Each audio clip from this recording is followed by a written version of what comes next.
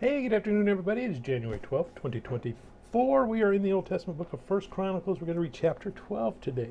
Okay, I know you guys were a little bit disappointed yesterday. We didn't have a whole bunch of names. Good news, we get a whole bunch of names here today. Chronicler's writing to the returning exiles. So that was the purpose of all those genealogies, was to tie those people into this story that's come so far, specifically to get them tied into the story of David.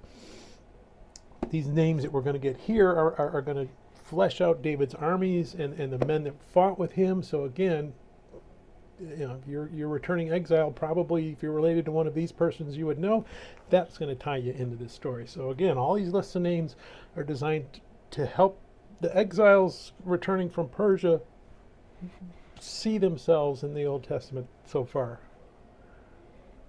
So let's go ahead and we're going to read 1 Chronicles chapter 12.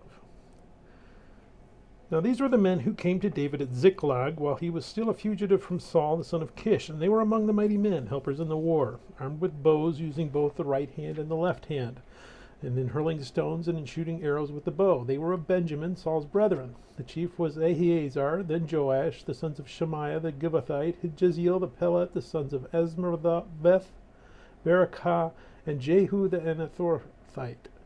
Ishmai the Gibeonite, a mighty man among the 30, and over the 30 Jeremiah, Jezreel, Johanan, and Jozabad the Gederite, Eluzai, Jeremoth, Beliah, Shemaiah, and Shephetheth the Heruphite, Elkanah, Jeshiah, Ezrael, Jeozar, and Jeshoam the Korites, and Jeelah and Zadabah, the sons of Jerom of Gedor. Some Gadites joined David at the stronghold in the wilderness, mighty men of valor, men trained for battle, who could handle a shield and spear, whose faces were like the faces of lions and were as swift as gazelles in the mountains. Ezer the first, Obadiah the second, Eliab the third, Mishmana the fourth, Jeremiah the fifth, Atal the sixth, Eli the seventh, Johanan the eighth, Elizabad the ninth, Jeremiah the 10th, and Machbanel the 11th. These were from the sons of Gad, captains of the army. The least was over 100, and the greatest was over 1,000. These are the ones who crossed the Jordan in the first month, when it had overflowed all its banks, and they put to flight all those in the valleys to the east and to the west. Then some of the sons of Benjamin and Judah came to David at the stronghold, and David went out to meet them, and answered and said to them, If you have come peaceably to me to help me, my heart will be united with you. But if to betray me to my enemies, since there is no wrong in my hands, may the God of our fathers look and bring judgment. Then the Spirit came upon Amasai, chief of the captains, and he said, We are yours, O David. We are on your side, O son of Jesse. Peace, peace to you, and peace to your helpers, for your God helps you. So David received them and made them captains of the troop. And some from Manasseh defected to David when he was going with the Philistines to battle against Saul, but they did not help them, for the lords of the Philistines sent him away by agreement, saying, He may defect to his master Saul and endanger our heads. When he went to Ziklag, those of Manasseh who defected to him were Adnah, Jozabed, Jadiel, Michal, Jozabed, Elihu, and Zelothel, captains of the thousands who were from Manasseh. And they helped David against the bands of raiders, for they were all mighty men of valor, and they were captains in the army.